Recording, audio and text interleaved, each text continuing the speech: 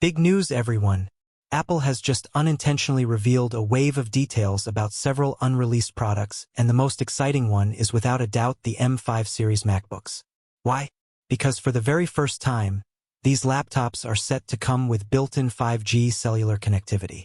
That means you'll be able to carry your MacBook anywhere and stay connected without worrying about unreliable Wi-Fi or the hassle of setting up a mobile hotspot. In today's video, I'm going to break down why the arrival of these 5G-enabled M5 MacBooks is basically confirmed what upgrades Apple is planning, and how this changes the future of portable computing. Now I'll be honest with you, just a few months ago I didn't think an M5 MacBook Pro lineup even made sense. At first glance, all signs pointed to nothing but a routine chip refresh with zero design changes. And in my head, I thought Apple would just skip straight to the OLED MacBook redesign coming later next year. That thinner chassis with a cutting-edge OLED display is going to be a huge milestone. But things have changed. Recently, a leak uncovered by Felipe Esposito from Macworld pointed to secret Apple code mentioning an M5 Pro MacBook Pro alongside something called the Centauri chip. And if you're wondering what that is, it's none other than Apple's first custom C1 modem with full 5G support. This is huge. The C1 modem is already rolling out inside the new iPhone 16e and is rumored to be featured in next year's iPhone 17 Air. What this means is simple. Apple is finally ready to bring cellular connectivity to the Mac. And honestly, it makes perfect sense why we haven't seen it before.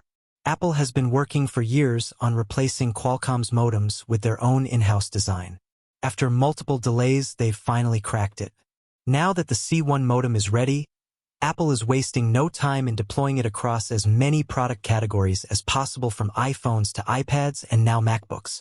This not only eliminates dependency on Qualcomm, but also improves Apple's profit margins, since they'll still charge a premium for the cellular versions. So yes, I was wrong about Apple skipping the M5 lineup, because now the strategy makes sense.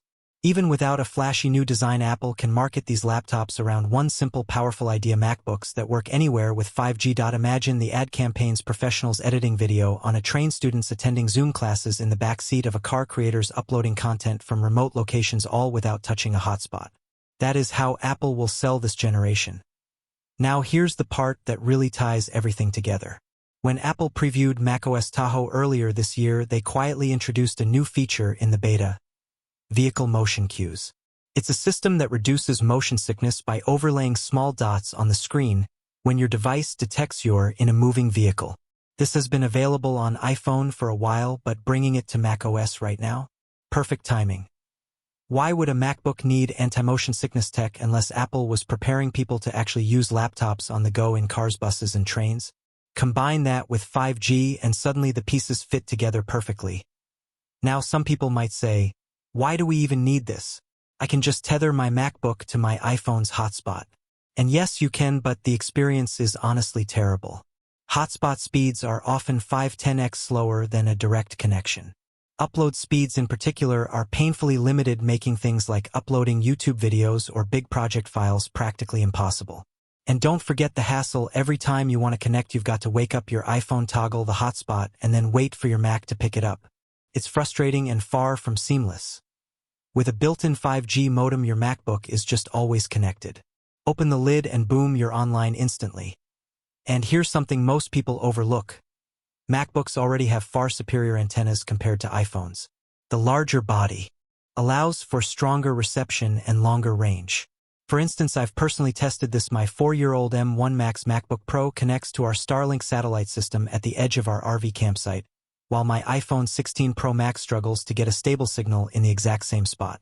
That means an M5 MacBook with integrated 5G could easily outperform a phone when it comes to holding a connection in weak coverage areas. So to me, the story is clear. The M5 MacBooks exist because of 5G. That single feature is enough to justify the lineup and gives Apple a whole new marketing narrative to run with. And according to Mark Gurman, these models are expected to launch early next year. But that's not all. Apple has even more under the hood for the M5 series.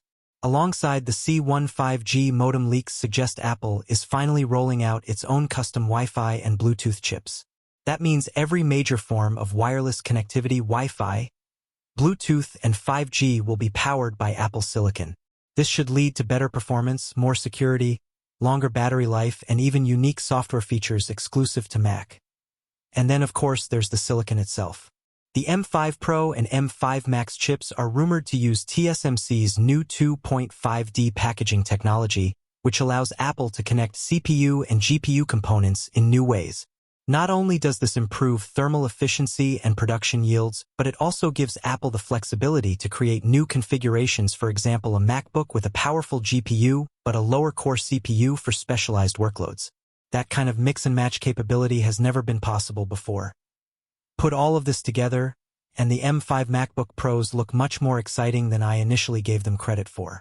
We're talking about true, always-connected laptops, powered entirely by Apple's in-house chips, with cutting-edge packaging tech to push performance even further. And that's everything we know so far about Apple's upcoming M5 MacBooks with 5G connectivity.